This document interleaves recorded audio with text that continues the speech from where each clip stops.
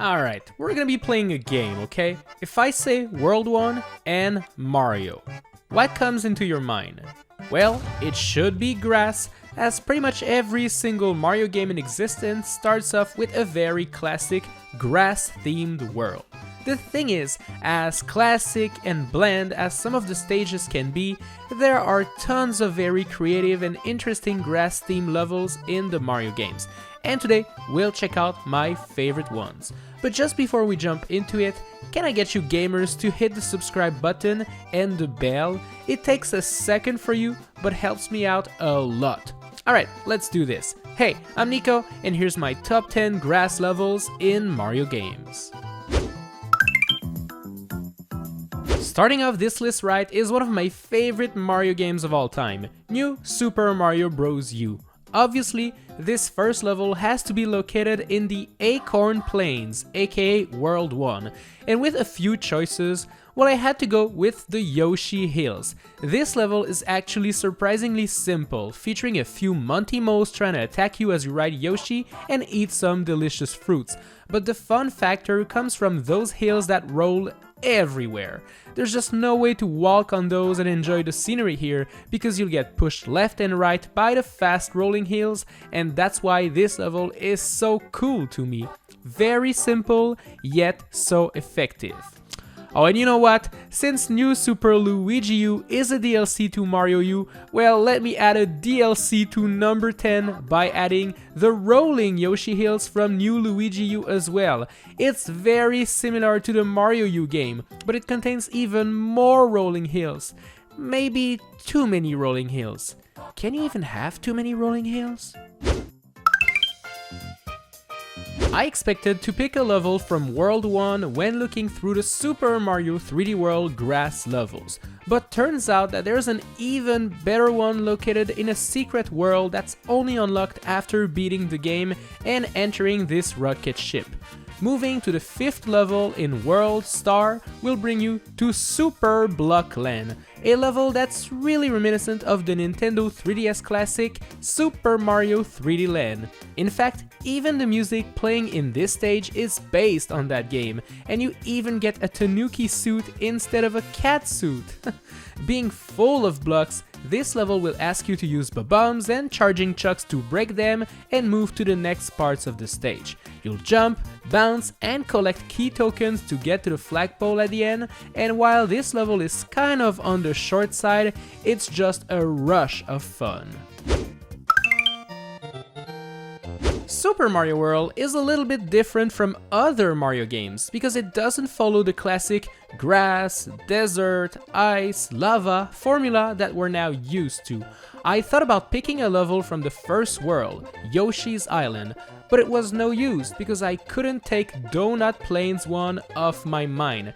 This level is the first one in the game to give you the Feather Cape power-up, and once you try that one, you just can't go back. This level takes place during a very sunny day, but you'll still have to dodge many enemies, such as charging chucks, super Koopas, volcano lotuses, and a few more. And if you enter this pipe over there, you'll reach a bonus area where you can learn how to fly forever using the Feather Cape, and doing this completely breaks the game and makes it way too easy.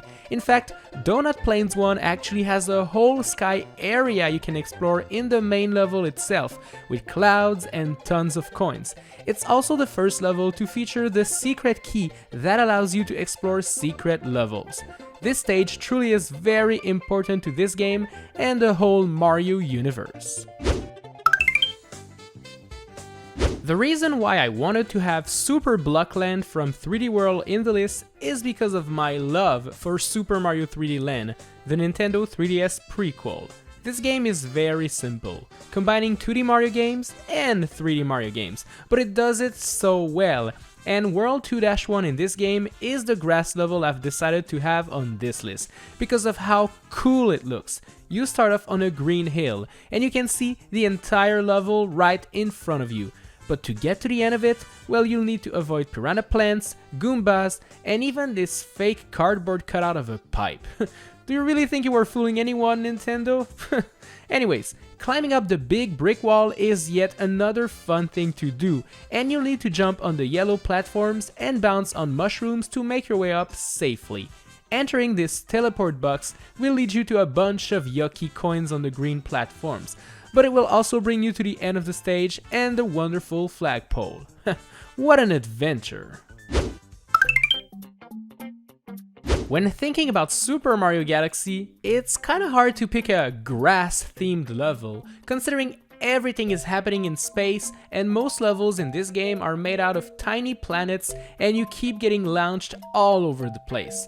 But turns out there's actually a few larger galaxies, and Honeyhive Galaxy is the one I chose for this list. I mean, take a look at this magnificent world. There's huge trees, lots of grass, some rocks to avoid, a wonderful fountain, and it's the first world to introduce the B Mario power-up, which will be really helpful to keep exploring more of this level. You'll get to climb on the sides of the big planet over there, and once you're on top, you'll meet Queen Honeybee, the best character to have been added in Mario Kart.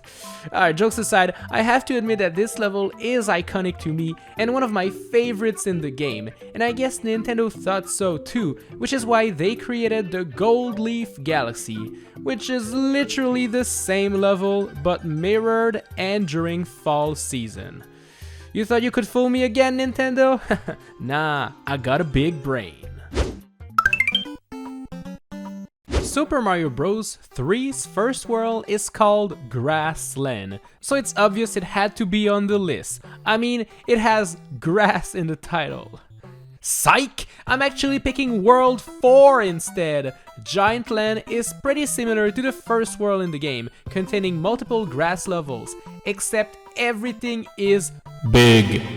Big Koopas, big Goombas, big blocks, big mini boss fights, big everything. One of the best stages in this world has to be World 4-6, because it starts you off in the giant world, but you'll soon see some doors, and entering those will shrink every blocks and enemies down back to normal size. So basically you're playing the same level twice, but there's a huge version of it and a smaller version of it. How cool is that? Super Mario 64's intro level before you enter the castle is iconic, but there's not much to do around it, so I just couldn't get myself to add it to the list. The thing is, Super Mario Odyssey has one kingdom that truly brings back the nostalgia and makes it super fun. Welcome to the Mushroom Kingdom, a brand new world where you'll get to see Peach's castle once more, and even enter it to meet Toadette, but the real fun happens outside.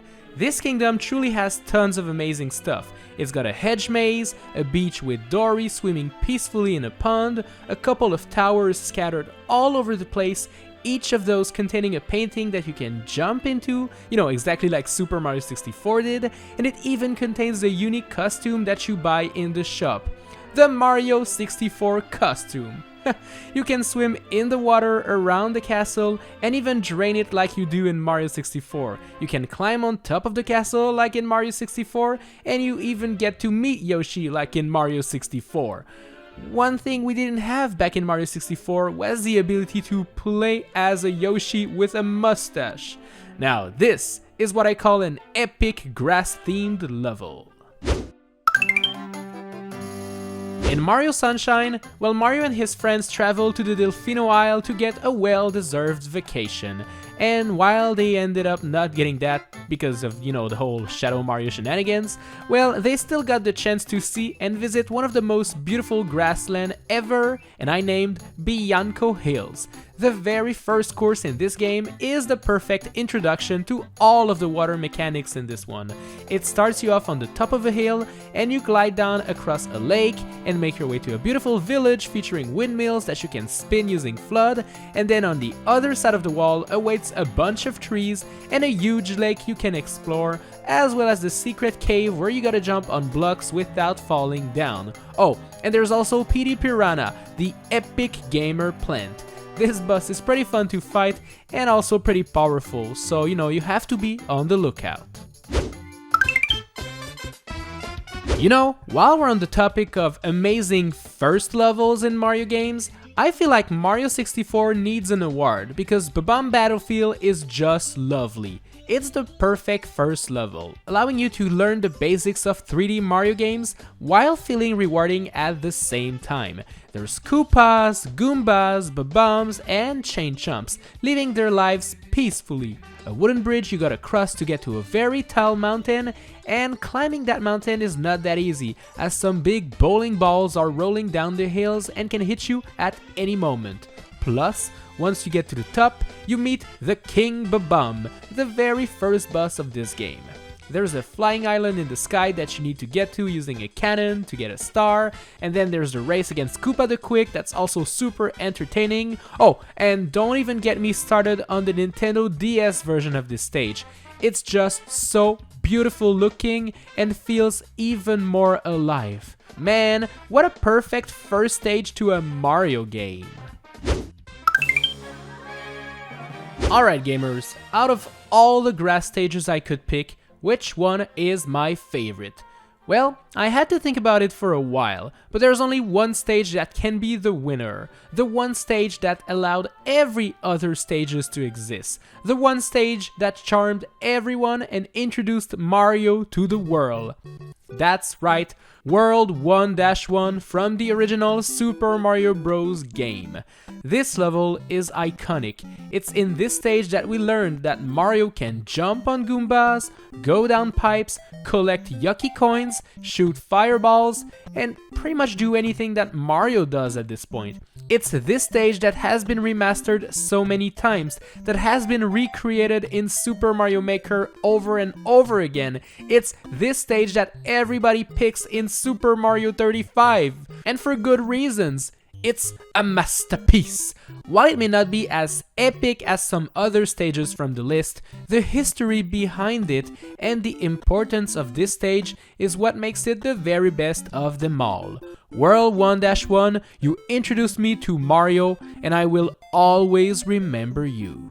Thanks a lot for watching this video everybody, I hope you enjoyed the list, and if you did, well why don't you subscribe and hit the bell to make sure not to miss anything, and smash like, will ya?